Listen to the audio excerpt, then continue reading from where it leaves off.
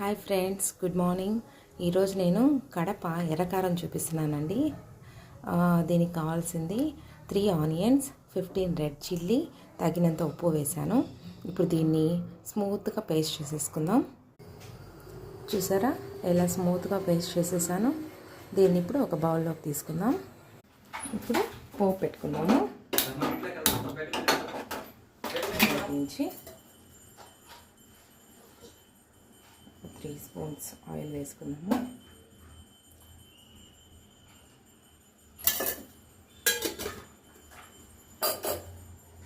ఇది హీట్ అయ్యాక కాస్త వేడయ్యాక ఆవాలు, తెల్లగడ్డలు 3, కాస్త కరివేపాకు,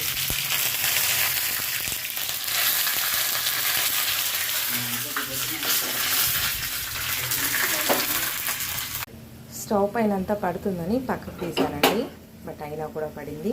ఇట్స్ ఓకే. సో దీన్ని ఇప్పుడు ఇందులో కలిపేద్దాం. కలిపేసానండి. అంతేనండి, ఎర్రకారం అయిపోయింది. సో మా కడప వాళ్ళు అయితే అలాగే తినేస్తారు, బట్ నేను ఇక్కడ పోపు పెట్టాను. ఎందుకంటే పిల్లలు తినాలి కదా, పెద్దగా కారం అనిపించదు, తగ్గిపోతుంది ఆయిల్ పడినప్పుడు. సో ఇంటి మీకు నచ్చితే ఒక లైక్ కొట్టండి. Thank you, bye bye.